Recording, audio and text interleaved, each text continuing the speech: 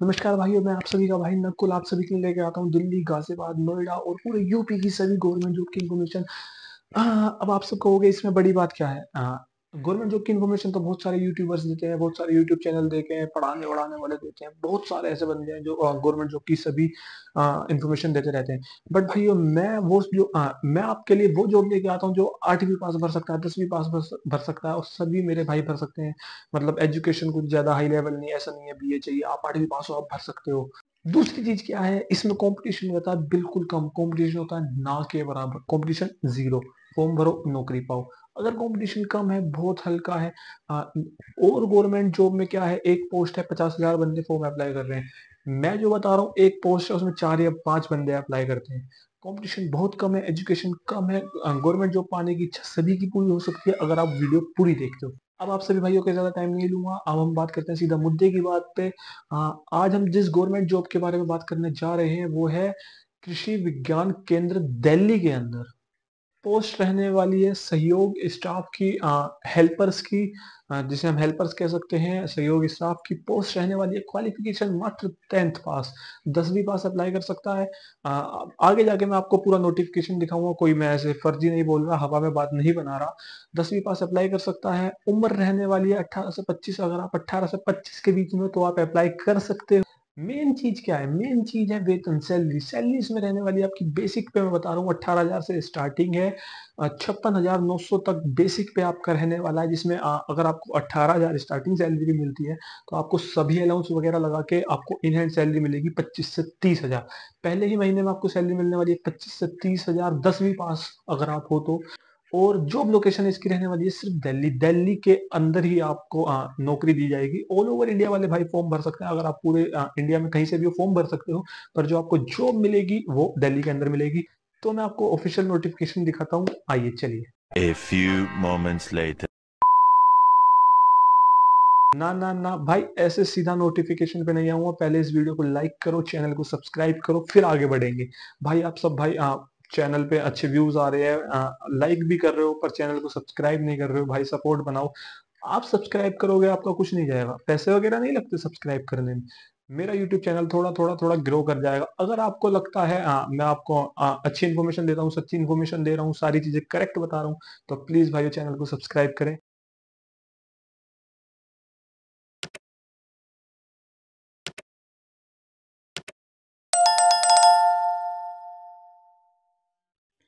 जैसे कि मैं आप सभी को बता चुका हूँ, कृषि विभाग केंद्र न्यू दिल्ली में भर्ती है। अंतिम तिथि 23 दिसंबर 2024 होने वाली है।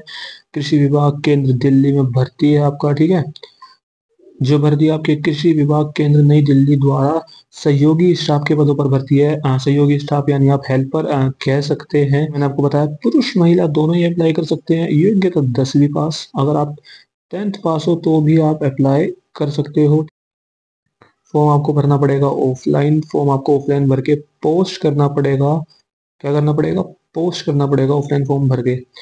और आपको फॉर्म खरीदने की कीमत आएगी 20 रुपए। 20 रुपए में आपको फॉर्म खरीदना पड़ेगा। अगर आपको 20 रुपए भी खर्च नहीं करने हैं, आप मुझे मैसेज कर सकते हो इंस्टाग्राम पे, या नीचे कमेंट कर सकते हो। मैं आपको ये फॉर्म फ्री में दे दूंगा, मेरे पास पीडीएफ पड़ा है ऑलरेडी। आयु 18 से 25 में आपको बता चुका हूँ। 18,000 से लेके 56,900 बेसिक सैलरी, जो कि मैं आपको बता चुका हूँ। 10वीं पास अप्लाई कर सकते हैं, ये सब मैं आपको ऑलरेडी बता चुका हूँ। आयु सीमा, आयु की गणना अंतिम तिथि के अनुसार की जाएगी।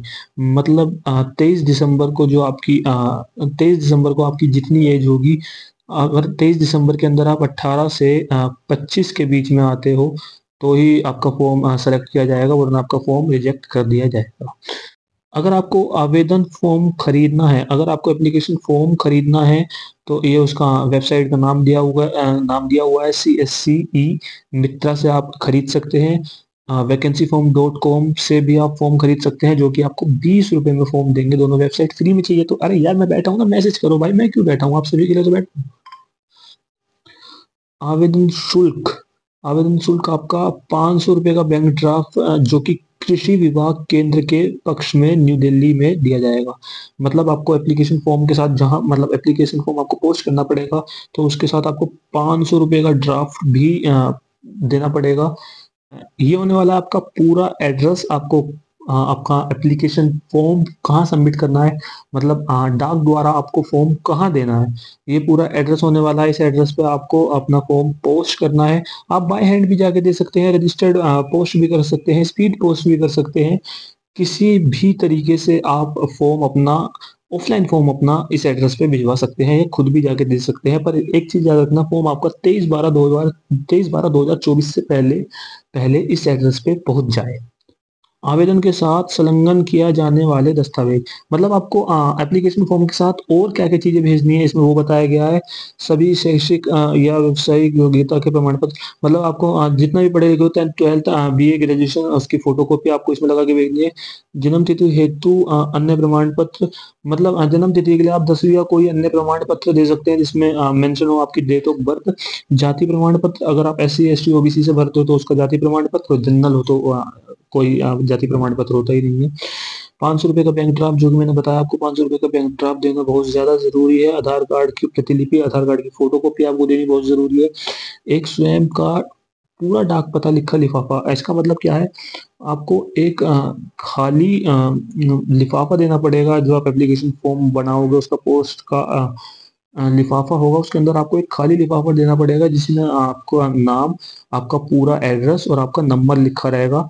ठीक है, बाकी इन्होंने टिकट वगैरह नहीं लगाने के लिए कही है, खाली आपको एक लिफाफा अपने एड्रेस के साथ देना है।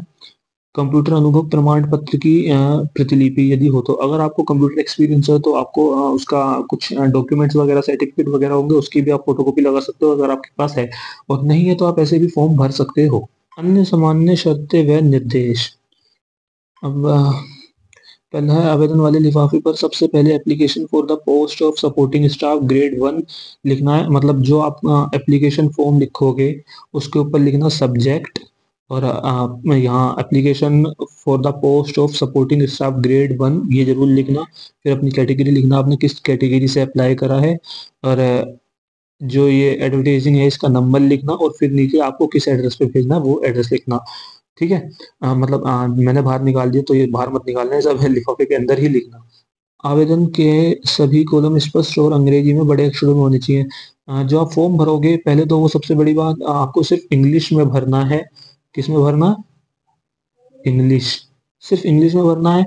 जो भी लिखना है सब कैपिटल लेटर में लिखना है। कैपिटल लेटर यानी बड़े अक्षरों में, जैसे एन बनाना, ऐसे ऐसे नहीं। ठीक है, थर्ड में लिखा है, जो कॉलम आवेदक से संबंधित नहीं हो उसे लागू नहीं, NA लिखें। मतलब जिस कॉलम, जैसे उन्होंने मांगा कंप्यूटर डॉक्यूमेंट्स आपके पास नहीं है, तो जो भी ऐसे कॉलम आए जहां आपके पास वो चीजें नहीं है तो आप उसे खाली ना छोड़े, उस पे NA यानी नॉट एप्लीकेबल लिख दे। ठीक, फोर्थ में है, उक्त पदों के लिए किसी भी वर्ग में आवेदन कर सकते हैं।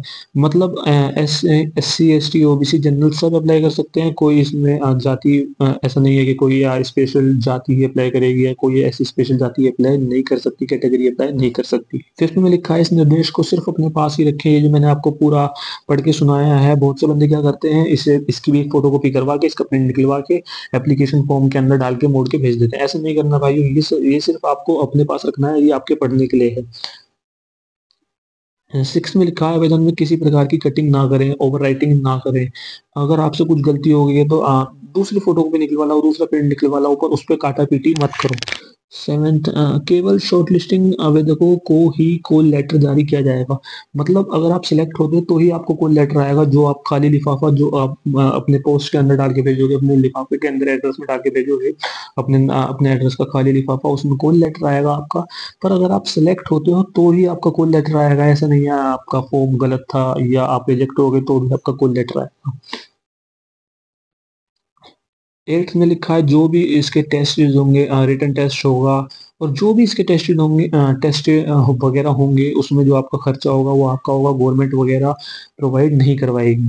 9th है, भर्ती के संबंध में सभी अधिकार विभाग के पास सुरक्षित हैं। मतलब जो भर्ती निकाली जा रही है कोई इलीगल वगैरह नहीं है, सब ऑफिशियल विभाग से ही निकाली जा रही है। 10th है, विज्ञापन संख्या। 10th में आपको विज्ञापन संख्या, डेट वगैरह सब बताई गई है, लास्ट डेट और वगैरह, और नेम ऑफ पोस्ट वगैरह सब आपको बताया गया है। ठीक है, अब मैं बात करता हूँ, अगर आपको फॉर्म डाउनलोड करना है 20 रुपए देके तो आप इस वेबसाइट पे से डाउनलोड कर सकते हैं, जो कि है www.vacancyform.com। इससे आप फॉर्म डाउनलोड कर सकते हैं। अगर आपको फॉर्म डाउनलोड करना है तो आपको इस वेबसाइट पर 20 रुपये देने पड़ेंगे। अगर फॉर्म फ्री में चाहिए तो नीचे कमेंट कर दो, वरना मेरे इंस्टाग्राम पे मैसेज कर दो, भाई मेरे पास डाउनलोड हुआ PDF पड़ा है, मैं दे दूंगा यार फ्री में। ठीक है, वीडियो को यही खत्म करते हैं। लाइक करना ना भूलें, और भाई सब्सक्राइब कर दिया करो यार, पैसे वैसे थोड़ी लगने हैं। कर दो भाई, प्लीज कर दो। ओके, जय हिंद जय भारत, मिलते हैं अगली वीडियो में।